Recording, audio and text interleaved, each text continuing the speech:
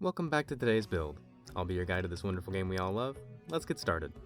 Today's deck needs no introduction. You know her, you love her, it's Atraxa. And with the myriad of ways to build her, it should be no surprise that I don't know how to build an Atraxa deck, and neither do you. Atraxa is a 4/4 glorious death angel with a novel of combat keywords and proliferates on each of our end steps.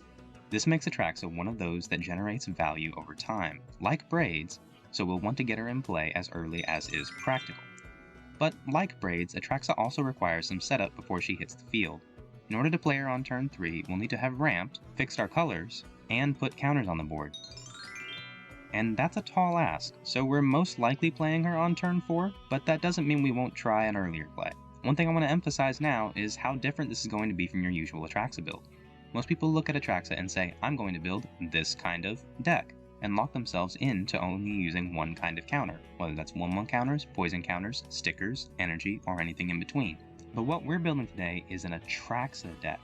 We'll be playing the cards that work best with Atraxa specifically, and that might mean dipping a little bit into the best of each kind of counters rather than locking ourselves into one kind or another. This is not a Planeswalker deck. This is an Atraxa deck. Because of that, we're throwing out a lot of the biggest Atraxa staples, and there are a lot. To start off with, there really aren't any energy counter payoffs worth including here, since all the other kinds of counters we can play with are just better, so we'll be throwing out all of these. Next, we're actually taking out a lot of proliferate effects. See, Atraxa does the proliferating herself, but that proliferation doesn't do a lot if we don't have counters to begin with, so we need more cards that put counters on things than we do cards that further amplify existing counters. We'll be cutting Evolution Sage, Inexorable Tide, and Thrumming Bird on those grounds.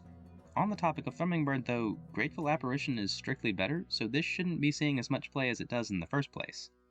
We're also cutting Flux Channeler, Contentious Plan, and Fuel for the Cause, as well for the same reasons.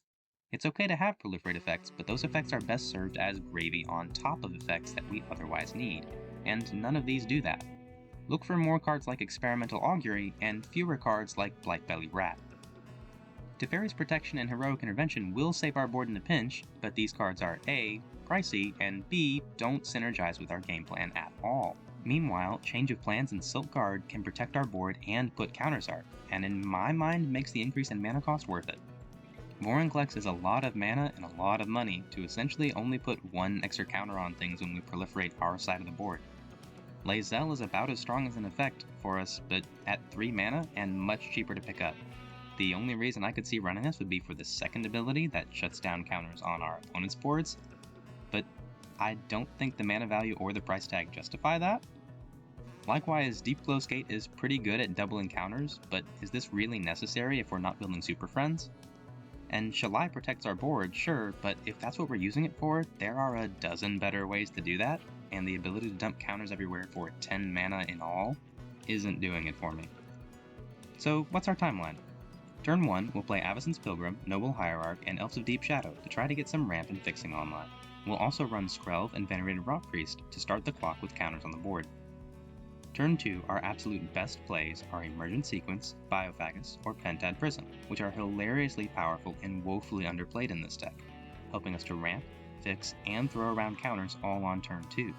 But if we can't have any of those, we'll play Mere Convert, Noble's Burst, or Blighted Agent for more ramp, fixing, and counters.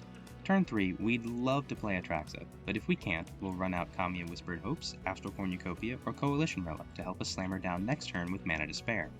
We'll also play Icarats, Generous Patron, and Rishkar to throw out more counters for a turn 4 Atraxa. Now that Atraxa is online and we have counters on the board, it's time to start driving towards the finish line. We can throw around poison counters with Vraska's Fall, Infectious Bite, or Infectious Inquiry. We can also set up to draw more cards with Tome of Legends, Reckoner Bankbuster, and Soul Diviner. With our commander on deck and counters all around, the inevitable tide of proliferates puts time on our side, so we can start holding up mana for interaction.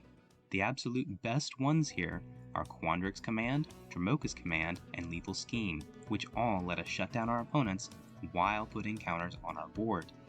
We can also play Carnivorous Canopy, Reject Imperfection, and Flip Out the Back to increase our counter count and play reactively.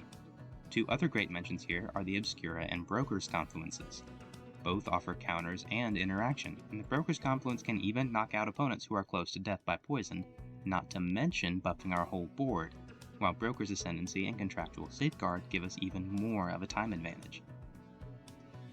Of course, it wouldn't be an Atraxa deck with no Planeswalkers, but the Planeswalkers we run need to be those that have the most impact here. Ashiok, Dovin, and Narset can be punishing stacks pieces, while Teferi and the two Ajanis provide powerful payoffs for the late game. We can win the game in so many ways here, from poison to sheer damage to infinite turns with Teferi, and if we can hang onto our board, it's almost inevitable that we win with the passage of time alone.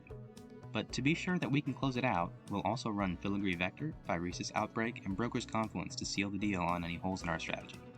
Other than that, go nuts, it's Atraxa. Running along the axis of power on board through counters as well as poison counters on players, not to mention commander damage, gives our opponents a lot to deal with, many threats to answer, and will most certainly make you the archenemy. As more and more support for counters comes in and we get more ways to ramp, the deck will only get stronger, though a word of caution that just because a card would be good in an Atraxa deck doesn't mean it belongs in one. As tight as things are, there are still room for improvement in the future with more ideal turn 2 plays. We got really close in All Will Be One with Armored Scrapcorger, but these counters don't do much for us and are better off in a Falco Spara deck. As powerful as Atraxa is, I can't give this an 8, since the strength of the Proliferate revolves around the passage of time, so our games are never approaching that 9 to 10 line. Solid 7 today.